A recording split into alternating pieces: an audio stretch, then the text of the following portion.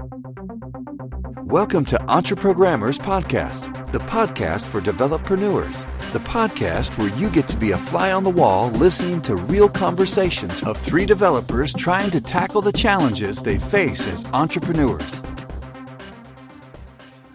All right, we're live. Yeah.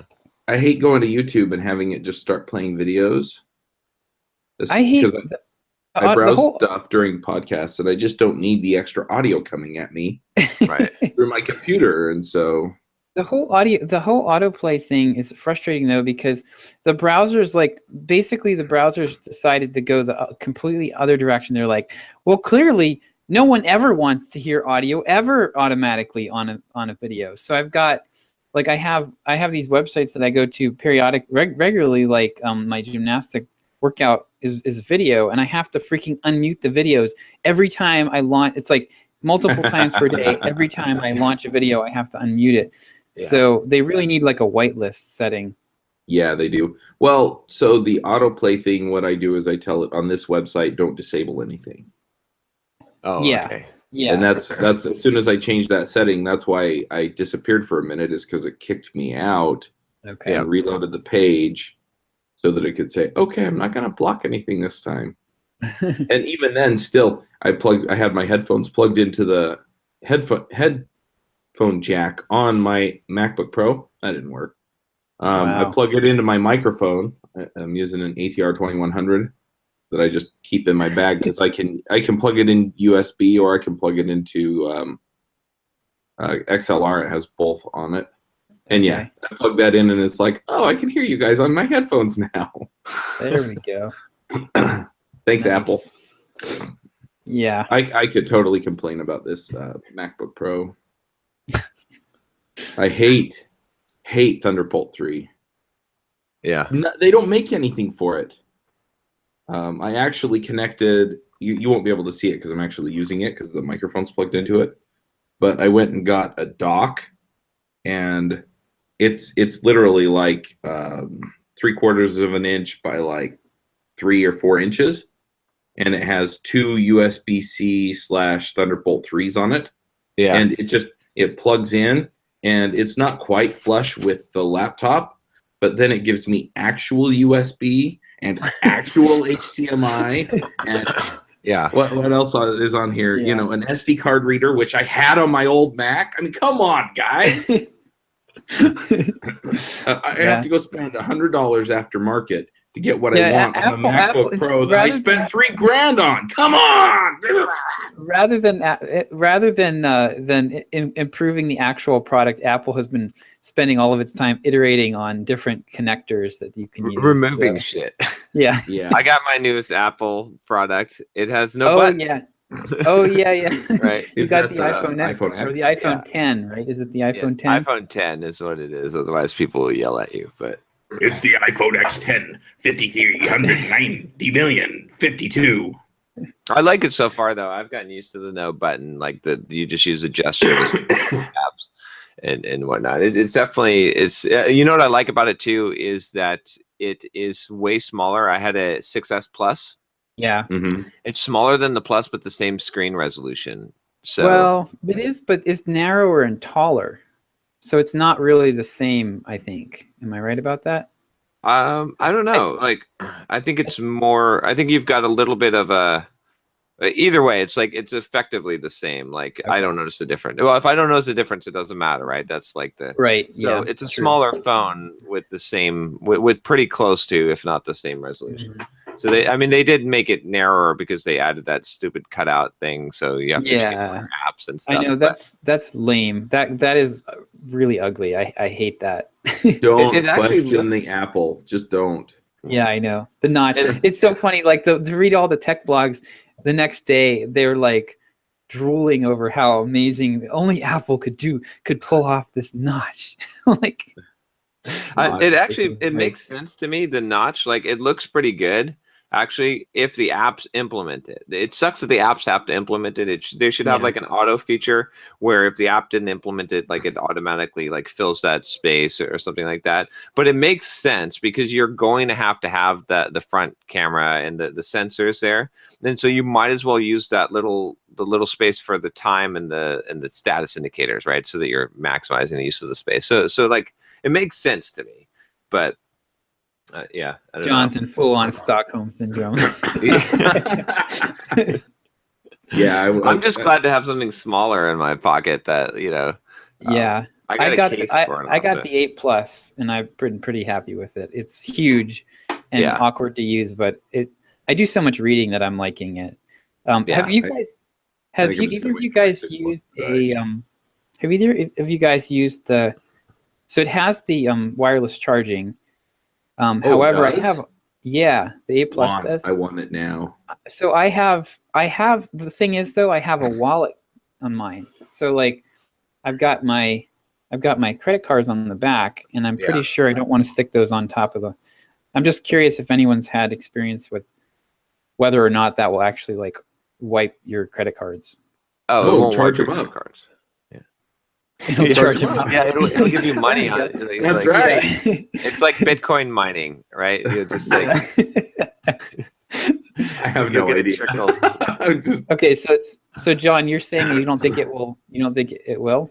No, it won't fry your credit card. No, it's magnetic, but if it'd have to be strong enough to mess up your magnetic tape, and everybody's going to the chip anyway. So in another year or two, mine's a chip card. You'll have to use the obnoxious way of paying for stuff instead of the. I know the chip is like, I don't understand it. I guess so. It's like the worst of both the credit card and the debit card.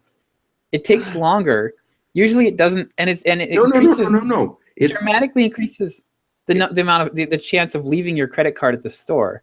So it's like I don't know. It's faster, Josh. It's faster. I've had so many people tell me this, and I just look at them like bullshit. No, it's not. It takes like a full minute to pay. It's ridiculous. Well, I love when you. It's supposed to be more secure, right? Because of the way that it does the encryption on the chip. But your PIN number and the way it verifies it, all that information is on the chip. So it's not more secure. It carries the security around with it. It's not more secure. So that's crap. I love putting it in, and then you sign something. Also, I'm like, like you don't understand. Like I want to argue with this stupid like 7-Eleven cashier. Like, no, I don't need to sign something. I use the PIN. I use a secure chip and a PIN number. Like it doesn't make any sense for me to sign something at this point. I've got a marketing lesson. And your elbow, make sure it's you. What's that? I've got a marketing lesson from this though. Okay, so I was at Costco, and I go there about once a week, and I usually you pay and you pay, and as soon as the transaction goes through, it goes. Pull the card out, right? So then I go in there a couple weeks ago, and instead of I punch in my PIN card, and it's like. And I'm like, oh, that's much less annoying. And the guy looks at me and rolls his eyes. He's like, yes, it's also much less effective. So, so basically people have been forgetting their cards because they switched to this nice, soft, melodious thing instead of the alarming. It's sort of like pop-ups, right? They're annoying, but they're effective. It just needs to be Apple Pay or like whatever, payment like everywhere. And then what they need with the phones is a second battery in the phones that's a backup battery. Because see, the problem with relying on your phone, like the whole Uber and the Apple Pay, is that if your phone battery dies, you're basically fucked. Like, what are you going to do, right? So it needs to have, like, all the phones need to have a backup battery that's like emergency, like that has just enough power to activate Apple Pay or Uber, right? Like these are the, we need to get, this is where we need to go as a society. We need to go here. No more damn credit cards, none of this. Like, it doesn't make any sense, right? Just like, we can just pay with our phones, right? I saw a homeless guy the other day playing with his iPhone. So I was like, okay, Poor I think guy. everyone's got an iPhone. Oh, those underprivileged people.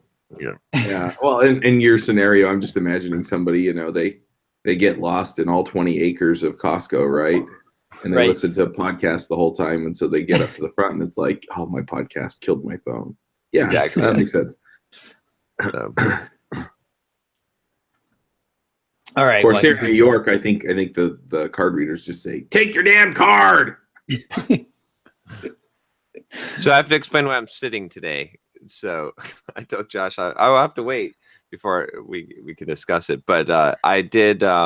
So I did a half marathon, like a Disney run on Sunday, and I hit a new PR. So I hit an hour, 51 minutes, and 12 seconds. That was So like last Friday or Saturday, right? I thought I saw it on Facebook. Yeah, on Saturday. Yep. It was pretty cool. I ran with a Thor hammer. It was kind of a bad choice. Nice. It was only like a 2-pound hammer because it was a Disney superhero run, my right? gosh. So I ran through Disney, and so I basically, my costume was me with my shirt off with a Thor hammer, and it was only like a 2-pound hammer, but it. Oh my gosh, that's a lot though. When you're oh my goodness, when you're running, that's a lot. By the end of the run, my arms hurt more than my legs. So, and I was whooping it up, like I was like going through the crowd and like getting all the crowds riled up, like swinging my hammer and stuff, right? Yeah, I was like, I look better than the Thor in the movie, so fuck this. I'm gonna enjoy this moment. So, and then at the finish line, I did the whole like I grabbed the hammer with both hands and I like started sprinting as fast as I could, like the hammer was pulling me. It was great. Wow. That's awesome. I need to get a drone that just follows John around. But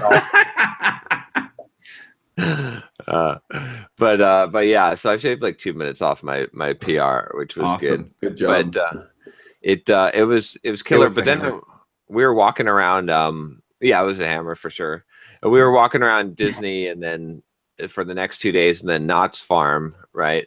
And then I basically like after the half marathon, I basically fell off the wagon. Like I started eating a bunch of junk. Like I kind of justified it because I was carving up for the race and whatnot, and then I had to run the race. But like Tuesday, I think I probably consumed like 10,000 calories on Tuesday at like Knott's Farm. Nice. And then so I was like, oh shit, I always do this when I get really close to my goal. So I did like on Wednesday, I basically like did extremely clean, like maybe like 1,000 calories. Right, like something like that. And then I decided to fast yesterday, full day fast. So I haven't eaten since Wednesday.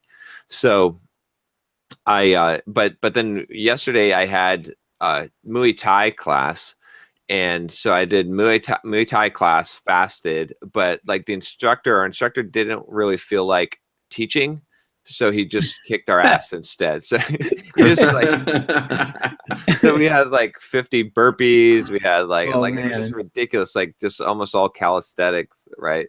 Like, after jumping rope for 10 minutes, it was brutal. It was brutal. But then I had to see you do that with the Thor hammer.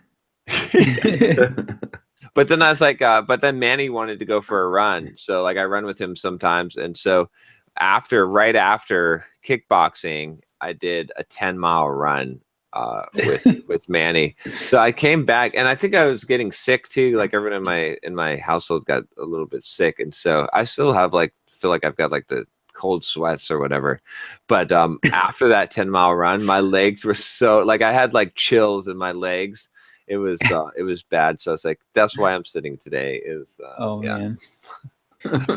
I think what I need to do, it's basically John will never say no to any kind of challenge. So what I need to do is just like reach out to about half a dozen people in the San Diego area and just have them kind of like come up and challenge him successively. Like every hey John, I'm going for a run. Like about every 3 hours.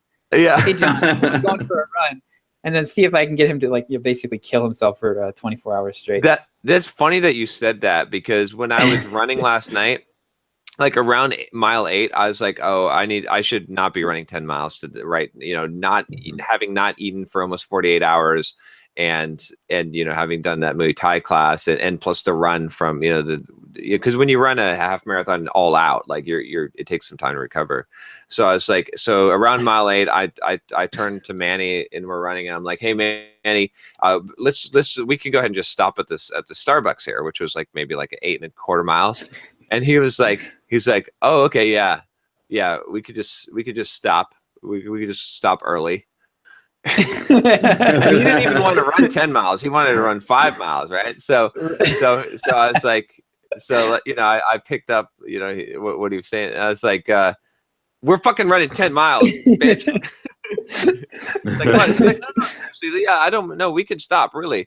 And I was like, no, we're not stopping now. We're running 10 miles. John is for somebody who's as mentally tough as John, he's surprisingly easy to manipulate into doing things. I was like, there's no way he's having a story of that time that he ran with John, and John called to run early. So yeah, so it was not a good choice. My legs were, but yeah, you're right about that. So yeah, we'll just come down and do a wheelchair excursion with you tomorrow.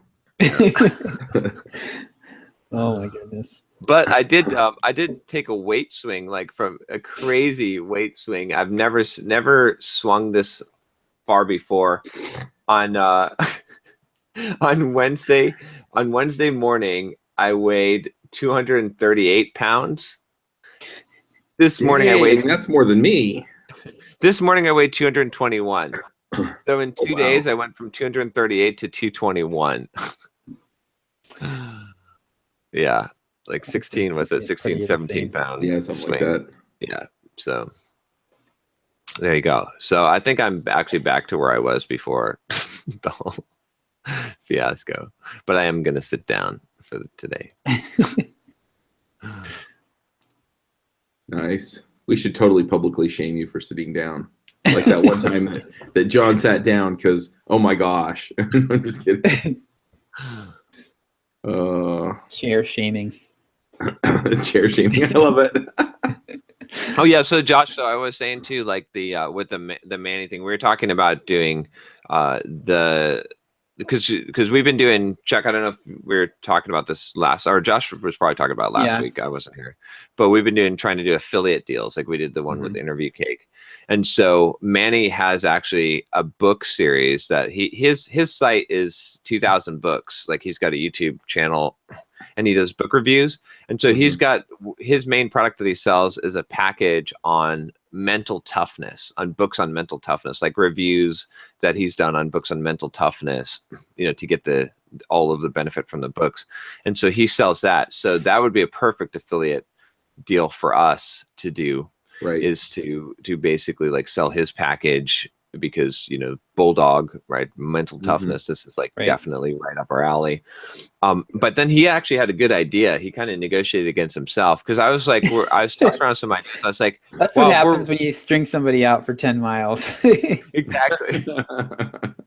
So I was thinking, because Parker at Interview Cake had said, oh, we're going to use some of your copy to modify our stuff.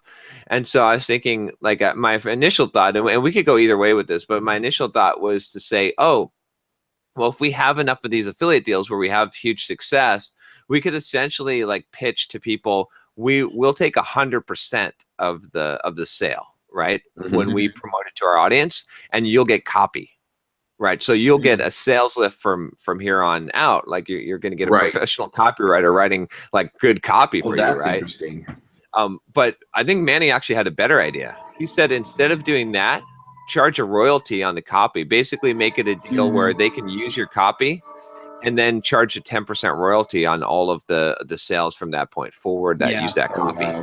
And so I think we can totally pitch that, Josh. We have to have some really good, home runs here.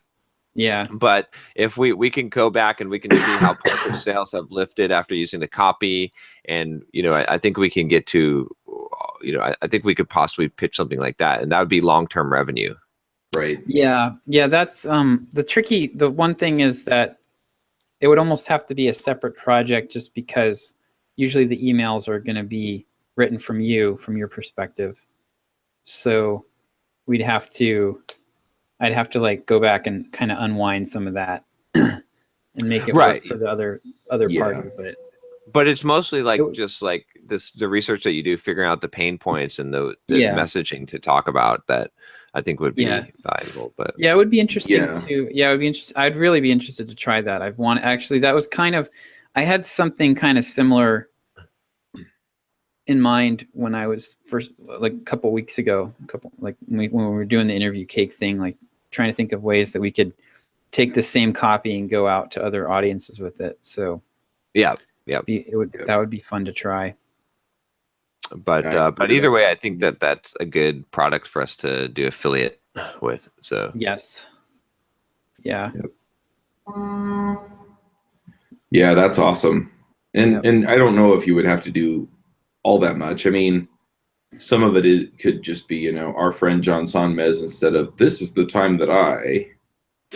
Yeah, that's true. I mean, you might be able And- to, but I mean, the relationship with the list is pretty important. Yeah, that's true. So, Well, and the other thing is, you know, anything that you write that kind of tells the story of the product, right? So if you told Parker's story in any of the copy, I mean, that can just stick, right?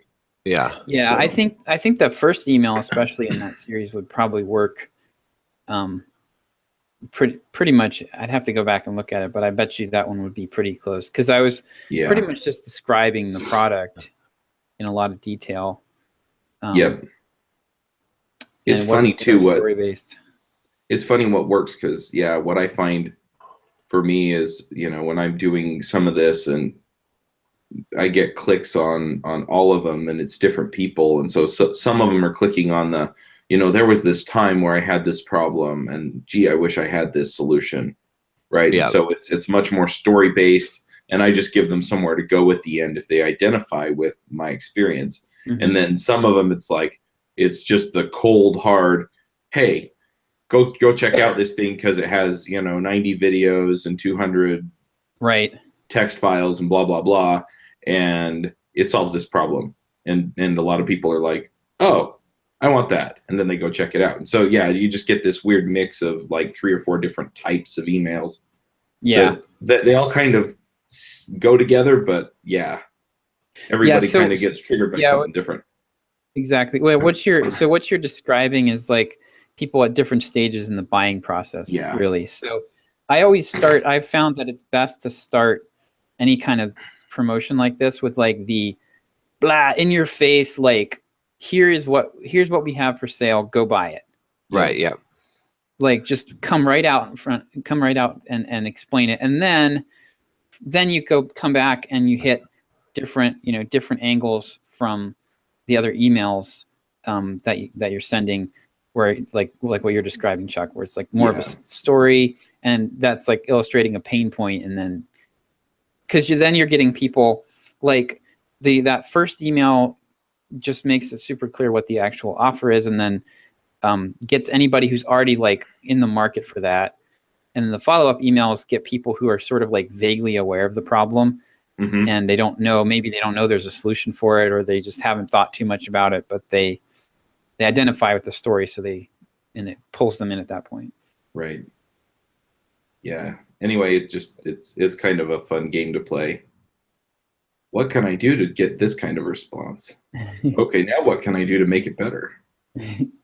Because you have the numbers, right, on the click-throughs and opens, and so at least for that stage in your pipeline, yeah, it's Yep. okay. How many more people can I get with this? Yeah, I think like if we were gonna do this, John, I think what I would want to like go in and help them set up the whole funnel, basically. Yeah. Yeah, Yeah, because that makes a lot of sense. Parker, I was talking to Parker, and like his biggest shortcoming in his funnel is that he doesn't really have a good any kind of time limited offer. And I think that was that's super important in why because everything that we've done where it's been an affiliate promotion and we did not have any kind of time limited offer, we made a few sales, but nothing really spectacular. I mean, Pluralsight, for as great a deal as that has been pretty difficult for us to push. Like we were able to do about, I don't know, like less than 100 sales a month for sure. I think it's probably more like 50 or less. Yeah. And that's for a free trial sign up. So yeah, I think we're between 50 and 75 maybe transactions a month, but that's like, hey, go check this out for free for 10 days. Right. Yeah. It's not even paying any money, and we're having a hard time, a relatively hard time doing that versus with Parker, like you just blew the doors off because it was, they had to make a decision. Right. Yeah, exactly. Yeah, I mean, it could be something that we could look at. Like we're talking about, remember our phases, like of like a different kind of. This is that whole, like we're talking about getting into like talking to Hanselman or .NET Rocks and saying, okay, we can build a product for you, and like and so this could be kind of like an introduction into that. Is like if we find both good of them this week. Oh, did you? Yeah. Oh yeah. Were you at like a conference there? Yeah, so it's Microsoft Connect, and it's where they bring in all of their corporate partners and insiders basically. But they have all of their like corporate VPs and technical experts here as well, and so they bring in a whole bunch of podcasters and have us interview them. So okay. I got 4 shows out of it. I'm probably going to line up a few more shows, because they had like Changelog and a handful of other shows that kind of cross over with mine as far as audience goes, and so I'm working on getting them on my show and getting on their show, and hey, let's kind of cross promote a little bit and get your expertise and talk about open source with Changelog and talk about data science with the data science guy, and just some of that. Okay. But Hanselman was part of the keynote on Wednesday. And the .NET Rocks guys are the guys that actually organize all the podcaster stuff. So, okay. So so I wind up seeing them 2 or 3 times a year. Anyway, you were talking about something else. I didn't mean to derail you. Yeah, I mean, we were talking about at one point, like at some point, going to people like that have big audiences that really are not monetizing their audience, and basically doing a done for you system where we take royalties afterwards, right? Which I think that's something we could definitely do. Yeah, I could play to that some too. I mean, sometimes it's just, it's tough to figure out exactly how I want to approach it. And if you come to me and you say basically, hey, look, we did this deal on, let's use Interview Cake as an example. We did this deal on Interview Cake. We sold a bunch of blah, blah, blah, blah. And, we think we've got it figured out and we want to try it with you, and we'll take, a 5, 10 or whatever % royalty. I'm looking at it and going, okay, so, I do a few minutes of work giving Josh access to my drip, or he just sends me all the emails so I can copy and paste them in, tells me where to change things or helps me update my, them so that they fit my list. And then, so I don't have to come up with all of that. And then I'm going to make basically, free money off of it. I mean, it sounds really, really, really, really nice to me, but I'm painfully aware that I have this problem in the first place. And so you might have to do a little bit of sales there, just getting people into, okay, I have access to so many people, and I'm not taking advantage of it in the first place. Right. I think the biggest sell for it is really just like having a metric or a calculator and saying, okay, you have an audience of X number of people. Okay, so you're making, like, you have a mailing list of 100,000 people. Oh, okay, so you must be making $50,000 a month, right? Oh, you're not making $50,000 a month? Yeah. Oh, you're making like $4,000 a month? What? That's super common. You're making at least $50,000 a month, right? Like, I think that's the best sell, because then it's like, oh, really? Like, it's like I'm losing something. Like, I'm not maximizing my asset. And then you can come in and say, well, I can get you to $50,000 a month. That's like easy. So, and would you be willing to give me 20% of that if I get you to $50,000 a month instead of your $4,000 a month or whatever it is? Okay. Yeah, well, and that's kind of the same thing that I'm looking at with the ad setup that I'm pulling together, right? It's, you have X number of listeners, well, put an ad in your show, you can make X amount of money, and you don't have to do anything else. You just insert the ad when you record it and then insert it. Yeah. And, you could be making X, X dollars every time you release, you have an audience of 10,000 people. Well, you know, let's make you, you know, $500, $600 an episode. You're releasing every week. I mean, that's $2,000 that you're passing over. Oh, you know, yeah. or you could put two spots in your show because it's longer. So, you know, that's $4,000 or $5,000. You know, I mean, now we're talking about paying your mortgage, your car payment, and most of your utilities, and probably some of your food. Yeah, right. Exactly. Yeah. You can go to your boss and say, "F you, I'm a podcaster now." So, yeah.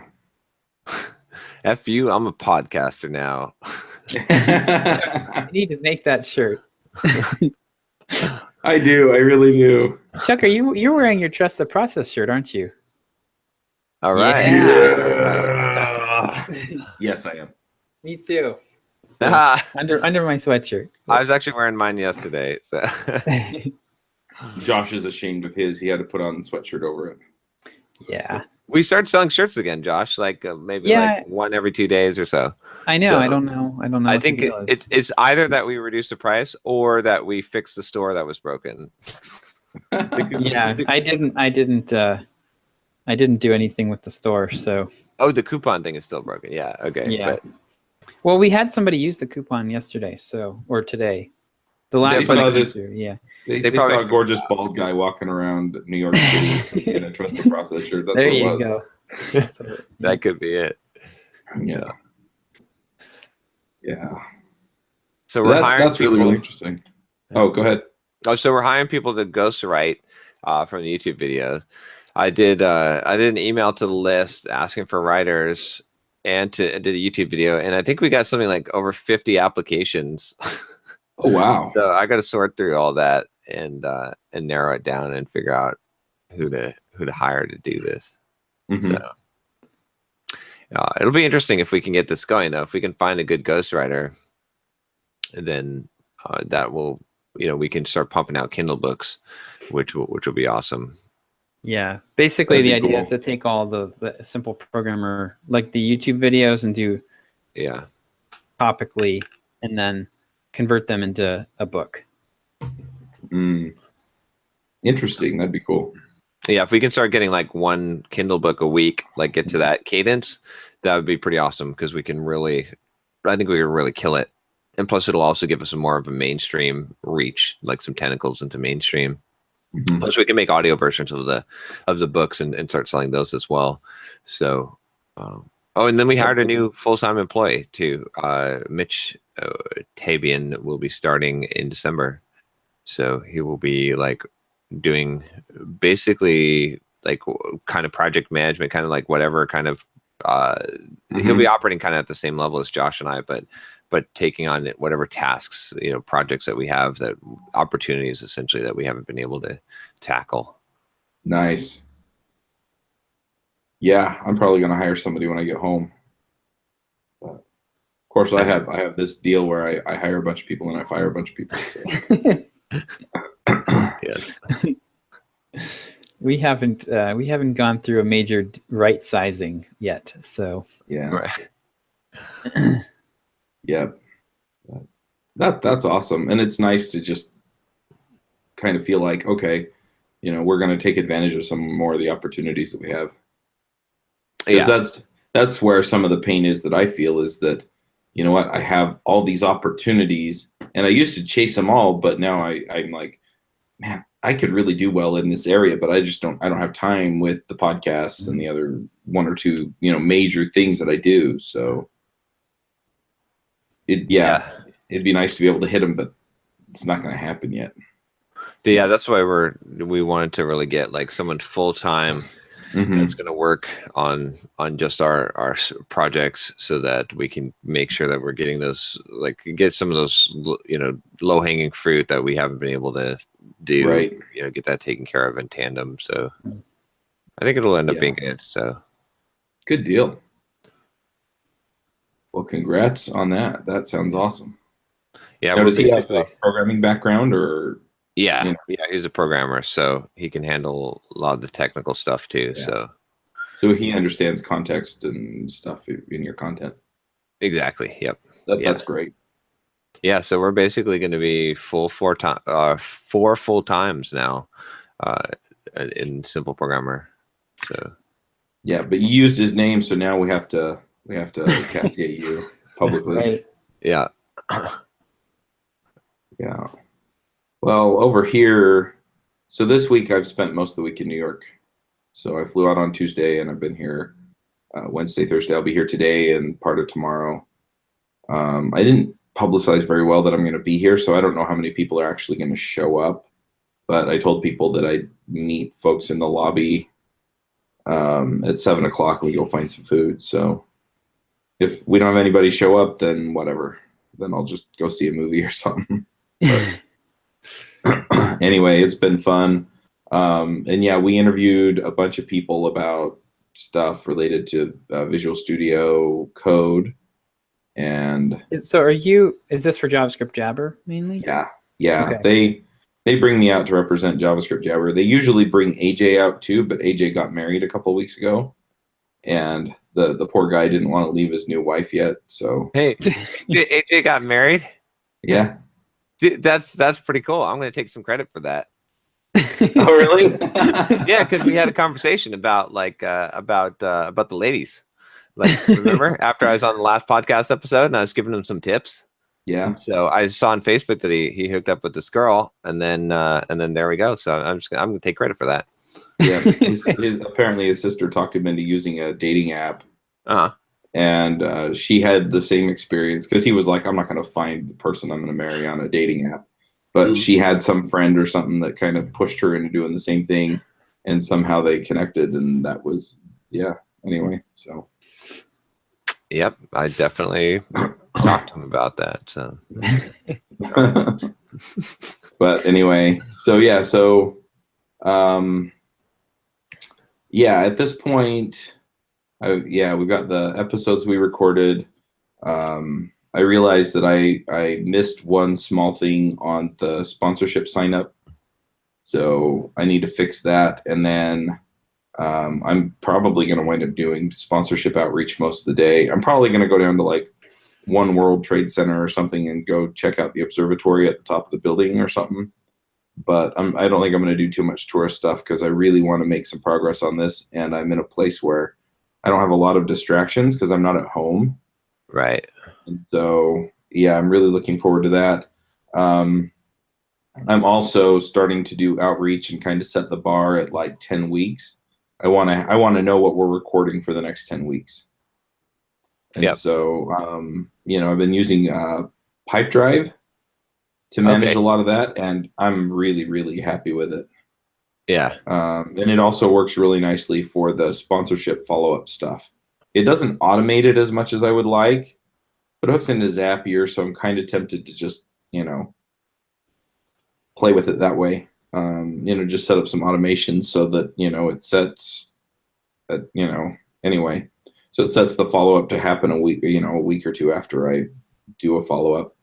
But I've also got some companies that are really interested in sponsoring, and I kind of want to try them out on this new system and say, you know what, if you want to do a call, here's how you get in touch with me, and then, but if you already know what you want, then just go sign up and just see how that works. So anyway, it's mostly working. I changed the way that the placements work a little bit, and so they tie directly to a creative now.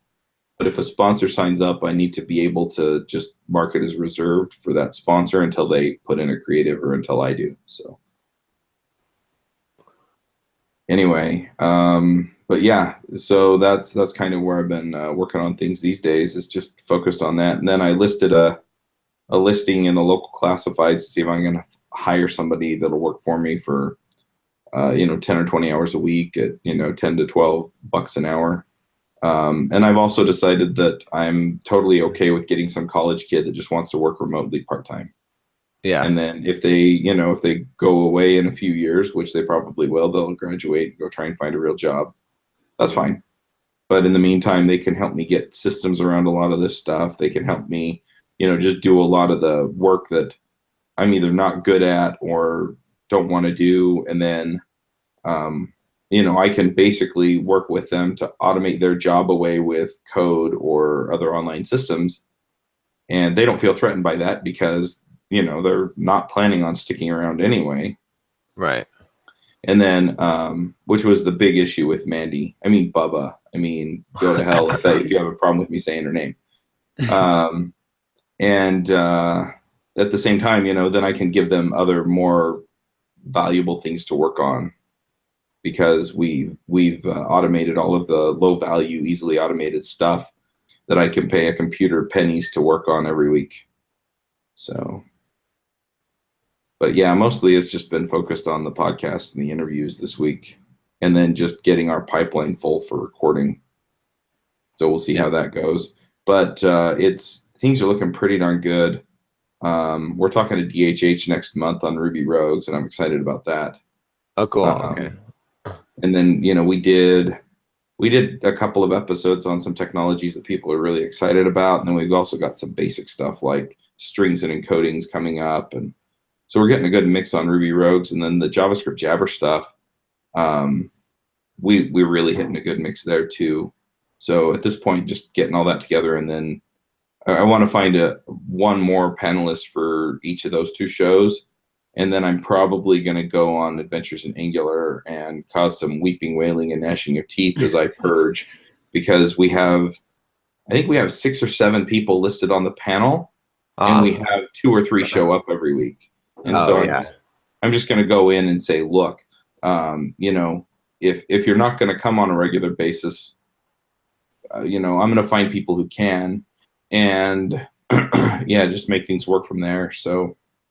This job you're not being paid for, you're fucking fired from. So. Well, basically, I'm just going to be like, look, are you interested? Because if you are, you need to start showing up. And I get that, you know, some of it we kind of went through a conference season, and so, you know, that happens. But anyway, and then the last thing that I'm going to do is I think I'm also going to reach out to some of the conferences out there that speak to the topics that I need to cover in my shows. Yeah. And I talked to Richard Campbell, and I was like, I really want to do this kind of thing that we're doing here, except at RubyConf and November and, you know, NG Conf and stuff like that. And he's like, yeah. He's like, well, here's the sales pitch for the conference. He's like, this is how we pitched it to Microsoft for Microsoft Build.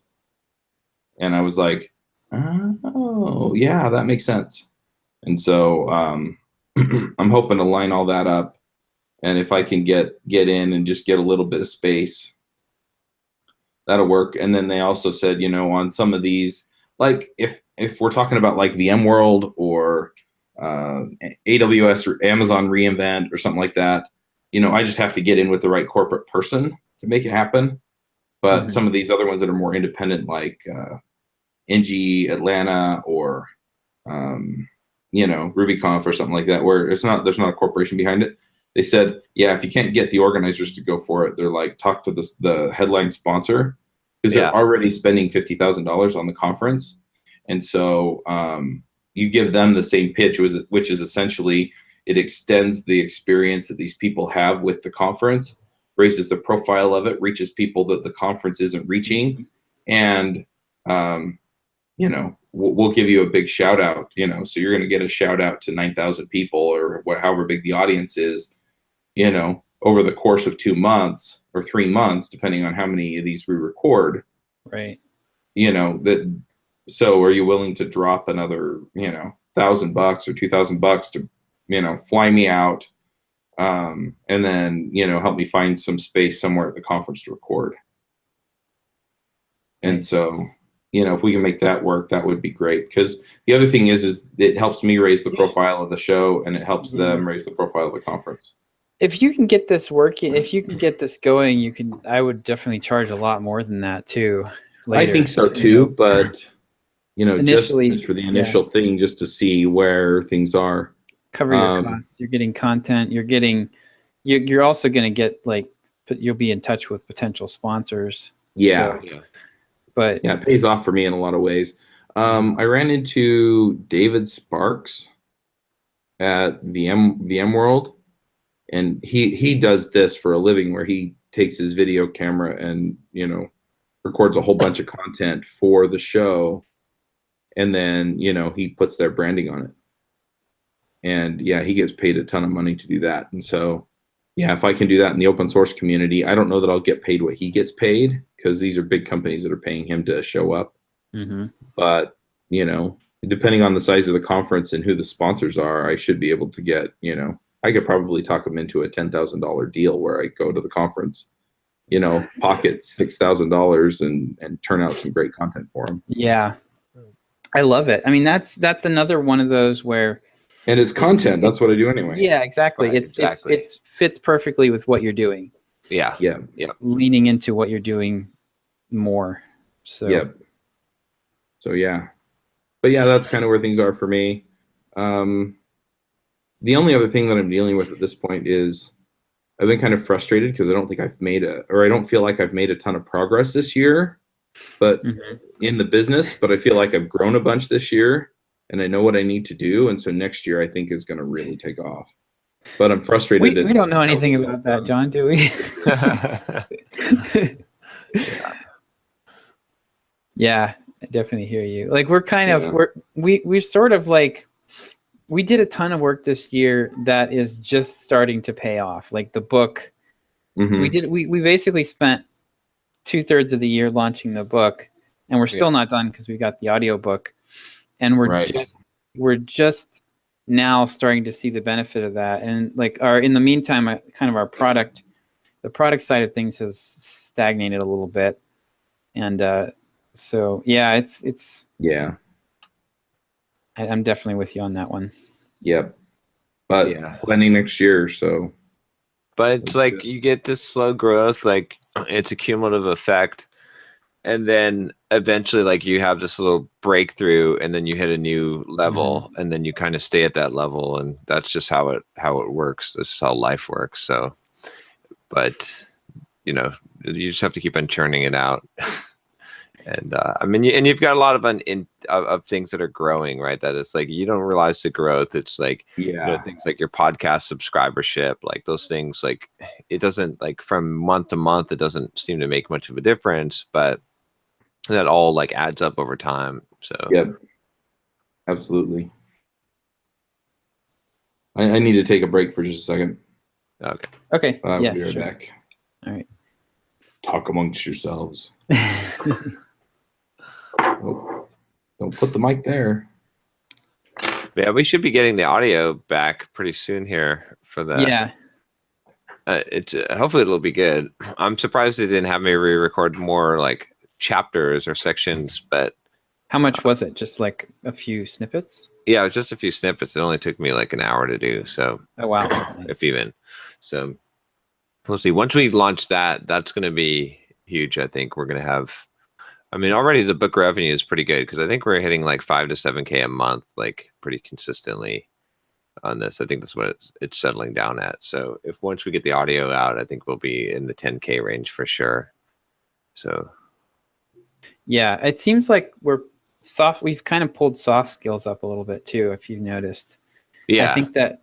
So for everybody listening, we're experimenting with the pricing on the book. On the Kindle version of the book right now. So we had it was priced at $9.99. We've priced it down to $4.99 for a week. Yeah. And our sales more than doubled. So we actually were making more money at $4.99 than at $9.99. Even though our revenue slice was a lot smaller, basically cut it in half. And now I'm testing $2.99. And it's looking like that will make less money, possibly slightly less money, but we're again selling almost. It's like maybe 150% of what we were selling at $4.99. So Amazon is just extremely price sensitive. So yeah, this is as low as we're going to go because any lower than this, and we won't be making the 70% commission anymore, and that's a ridiculous hit. But yeah, we'll have to see. Where I think $4.99 is probably going to be optimal pricing. Yeah, I'm curious whether there's $6.99. I feel like $3.99 is no man's land. Like, yeah, I feel like that's going to get us almost nothing. I feel like that will be very, very close to $4.99, and then $6.99. will be interesting just because that's like enough. That's $3 less than $9.99. Yeah. But it's enough. It's like enough that it's less than most Kindle books. Right. Exactly. And I think that kind of makes it makes, you know, for me, when I'm buying Kindle books, if I see the price down at $6.99, it's like an instant buy. If it's $9.99, I hesitate. Right. Yeah. Yeah. So, and it's weird with the print book. You can't even tell. Like, it's like, I know, no freaking idea. So it's Amazon jacked the price on us up to $44.99. yeah. And I'm pretty sure that we're only selling like, we're going to average like 3 a day at that price. So like but yesterday we sold 8 copies. The day before we sold 1. Yeah. So I don't even know. We'll need to let it run for a while. It's weird with print book pricing because some people just want print books and they're used to paying $30 to $50 for a print book in the technical space, so they don't care. Like, it doesn't matter. So it doesn't seem to be as price sensitive. Except though, I think if we got it down low enough, I think if we could get the price below $20, I think we would sell a bunch of copies. But really, in order to make it profitable to be below $20, we have to figure out something other than create space, or we have to reduce the size of the book, or we have to do something that would make it so that we could actually sell, you know, at that lower price. You're talking about the physical book, right? Yeah. Yep. Yeah, we have, it's hilarious, Chuck. We have no idea. So Amazon raised the price on us to $44.99. So we set the cover price to $49.99, thinking we'd be all smart and outsmart them and trick them into selling it at a loss. Which oh, wow. They don't. It worked for a while. Yeah, it worked for a little while, and then they were like, wait a second. So they for a while they had it priced at, it was priced at $49.99. We were making $19 per copy, and they were selling it at $27. So you do the math on that. It doesn't work. Doesn't work out for very long. And now they've raised the price all the way up to $44.99. We're still not even sure what our sales are, because they're like, yesterday we had 8 sales.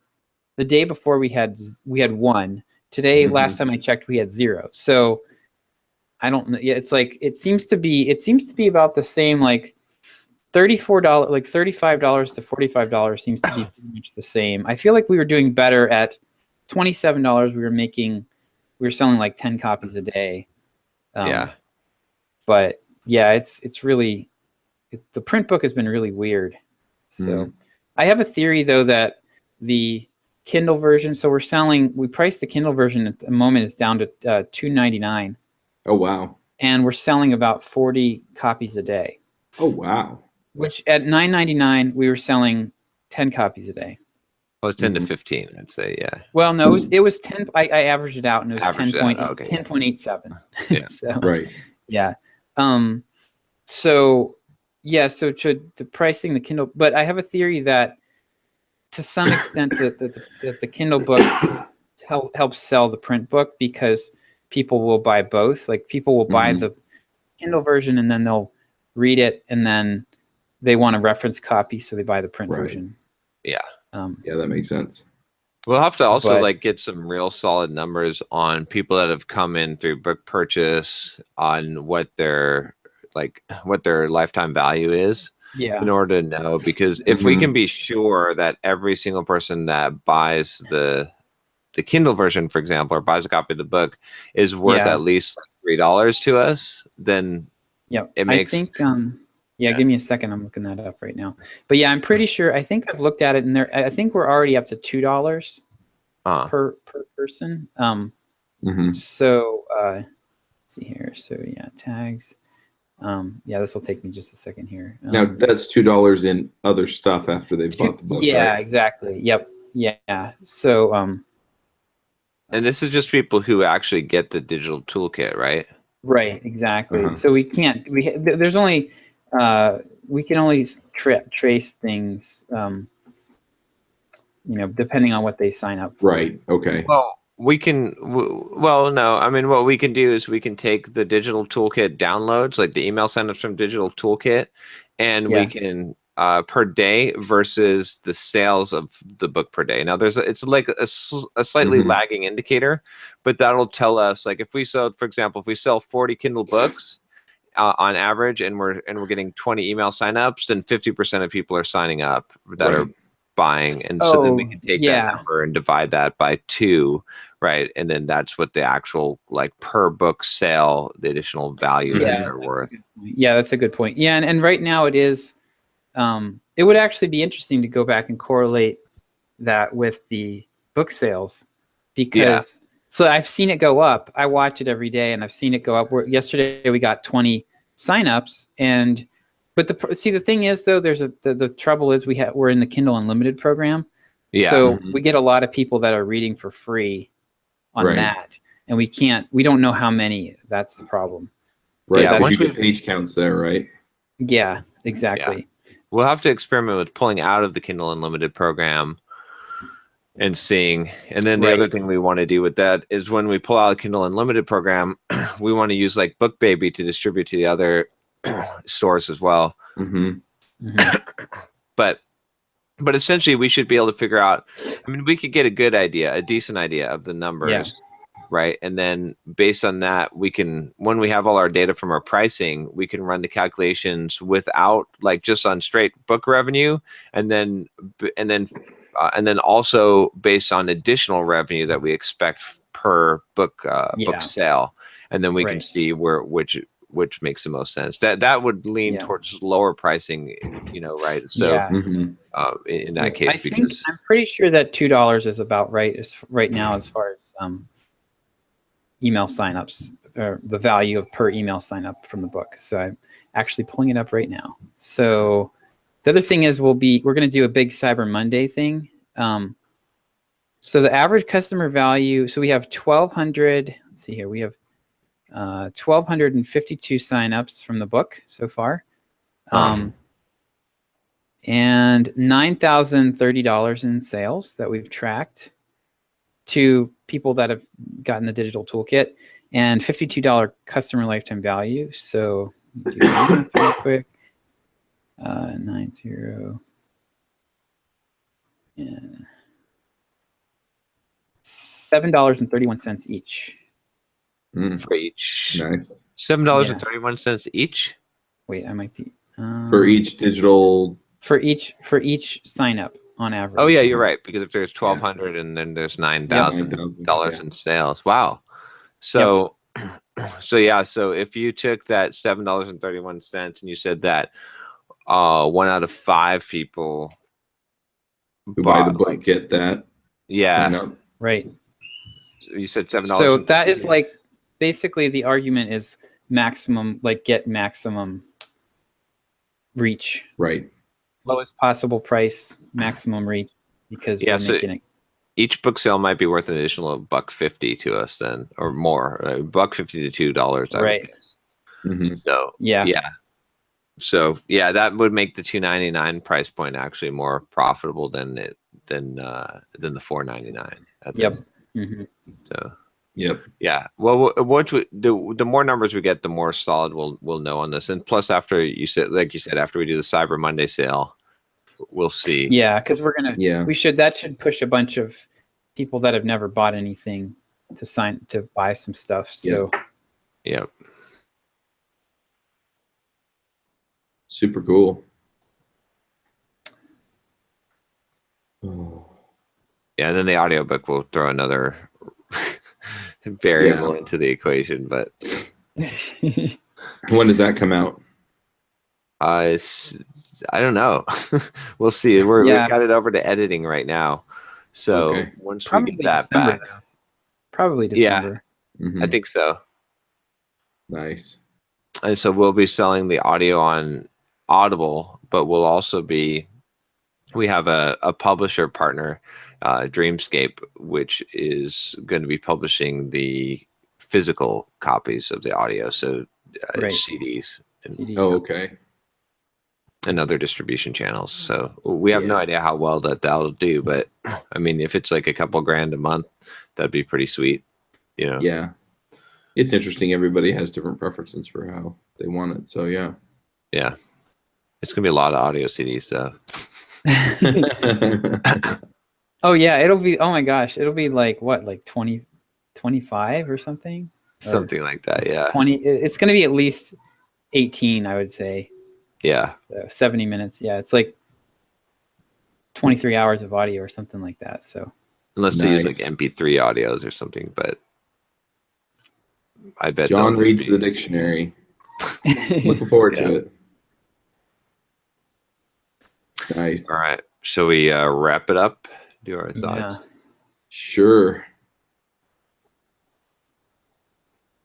So I have a thought, and my thought basically is that, and I kind of mentioned it earlier with just the frustration over not seeing a lot of progress in the business, but feeling like there's a lot of progress in myself. And it just, to me, it's, it gives me more hope than real discouragement. Like, I am discouraged about the lack of progress in some areas, but I realize that the changes to me and the changes to the way that I think about things are things that are going to pay off in bigger ways over the next year. And so, you can't always measure progress in the things that you wanted to get done. But as long as you're seeing that progress and you can see where they're going to pay off later on, don't get too discouraged. I mean, don't give up on doing better in those areas either. But, it doesn't necessarily mean that you're failing. It may just mean that you're a little bit slow in the areas you thought you wanted, while you learn how to succeed in those areas in the future. And so I don't know if that makes any sense, but that's kind of where I'm looking at things and going, you know what, I didn't really fail. I just didn't know how much I had to learn in order to win here. Right. You're rebuilding your golf swing. Yeah. Yeah.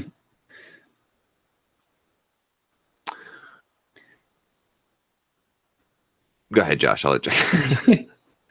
So I was earlier this week, I think it was Tuesday, I'm working on, I was working on the emails, trying to dig into the emails for Cyber Monday. And so my personality type, like I'm on the Myers-Briggs, I'm an INTJ. And one of the things that we hate so much is having to basically redo work or, explain the same thing over again. And so I was really struggling. I do not want to write another series of emails selling the same product here. And just like every thinking time I have this problem where I feel like I don't know, I'm kind of, I guess it was kind of writer's block. I was just kind of completely demotivated, had no addition or no desire to work on it at all. And really didn't tried to work on it for about a half a day and didn't really make any progress. And then I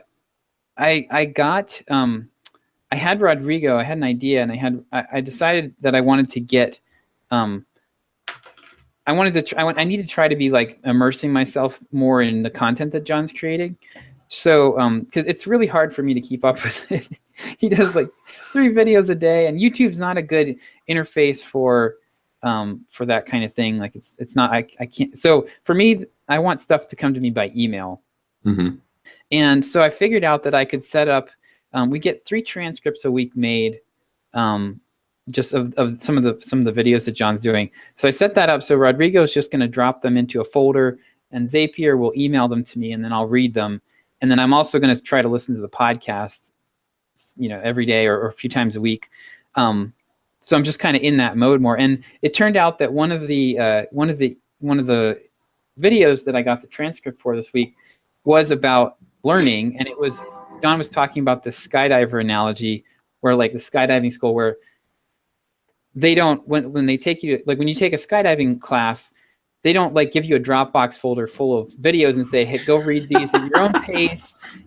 When you feel comfortable with all this material, you come to us. And don't splat. And we'll schedule your jump then. No, that's not what they do. They put you in a classroom for 2 hours. You sit there and you pay attention to every word, because in 2 hours they're going to be shoving you out of a plane, and you learn everything you know, and they shove you out of the plane and you don't die. So it was I got, just reading that, I got really excited about it, and I was able to I pulled out like 3 or 4 different themes from that email or from that video, and I was able to do the whole email sequence. And it was fun. I got really excited about it. So for me, every time I have trouble writing anything, it comes back to I need input. I need inputs. Either I need to be researching. That's really good. Researching the audience, or I need to re-immerse myself in the product itself. So writer's block is basically whenever you're trying to sit there and think of an idea, you're screwed. The creativity. Eugene Schwartz from who wrote Breakthrough Advertising said creativity is connectivity. You're connecting ideas in new ways. That's creativity. It's not sitting there and dreaming up something brand new. And if you're sitting there trying to dream up something brand new, you're going to spin your wheels. So just back off, go do something, go read something, go, browse some forums, do something where you're getting some creative input, and the ideas will start firing. Yeah. Awesome. Let me see. I think mine for this week would be, I was thinking about this, because I was having a bit of a hard day yesterday. And so I was thinking about this concept of when you're having a hard day, make it harder. That's when you need to push hard, right? I think because the default behavior is oh, I'm tired. I don't feel very good. I need some rest. So I'm just going to kind of relax today and recover. But instead, you should go the other direction and say, I'm going to fucking kick my ass today because I don't feel good, or because I'm not feeling motivated, right? And the reason why is because it's kind of twofold. Is one, it'll definitely get you out of the funk, right? There's nothing like busting ass, and I think there's multiple reasons why it'll get you out of the funk. Probably a lot has to do with building up momentum, and also just not having the time to think, because you're taking action. So that'll happen. But also the other effect is that that's when you grow the most, is when you're at a low point and you work your ass off. That's where when you make things even harder on yourself, that's where the most growth happens.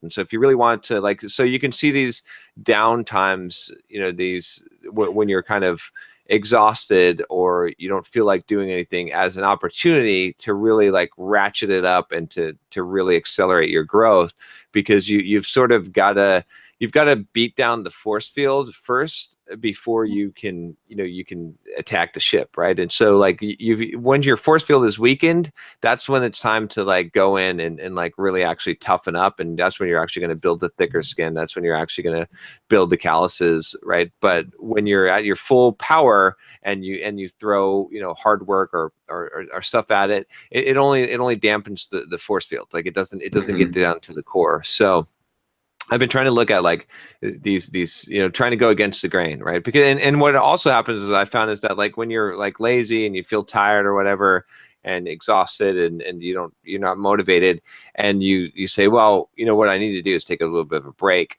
It only makes it worse. It only compounds it, right?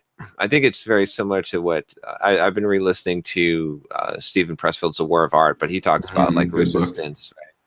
And he talks about this idea that it's when he defines resistance, and he talks about that it sort of, you go into this downward spiral. And so I think a lot of it is just from avoiding doing the work. And so even though it's very counterintuitive, when you're in a down period, you need to just hit it hard. And this is kind of what I did yesterday. It sort of got me out of the funk, because yesterday I was I don't really feel like doing anything. And then I was okay, I fasted the whole day. I had no motivation to do any of the stuff, but I fasted the whole day, did my Muay Thai class, and then ran 10 miles. And it was by the time I had finished doing that, I felt like shit, but I also felt awesome, because, I had really reached down to the bottom of the barrel and scraped there and found my depth. And that's, that I think that's a good growth experience. So.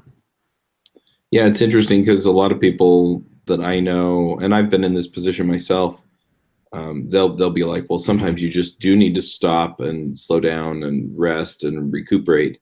But most successful people I know, they plan that in, right? Exactly. Yep. And so, when they're kind of at the bottom of their barrel, so to speak, they know what they need, what they can do to push on and pep themselves up and get things together and get things going, and then that's the kind of thing that you're talking about.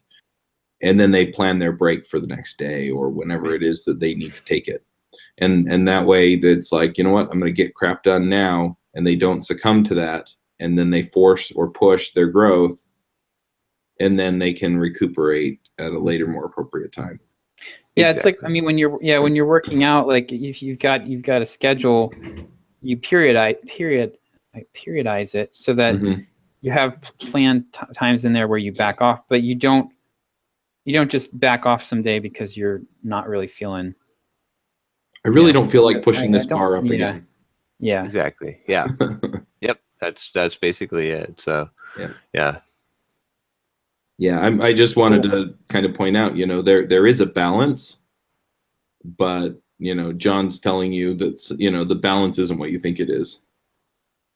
Right. Yeah. You want to actually, it's almost like the advice that they give on writers, right? On like writing, like stopping the writing when you're on the high note, like when you want to keep writing, and then so the next day you pick it up from that high point versus when you're exhausted and you are out of words, right? And then you lose the momentum the next day. So it's the same thing as it's like when you got to hit it hard. Like you take a break, yes, but you take a break on the high point, not when you're exhausted. If you take a break when you're exhausted, you're only going to be more exhausted, right? Everyone thinks that this is not true, but then when you're exhausted, so you take a break, and then what happens 3 days later when you come back from the break? You feel even more exhausted. Like you're like, why this doesn't make sense? So you've got to you got to do the opposite of what you think is what's right.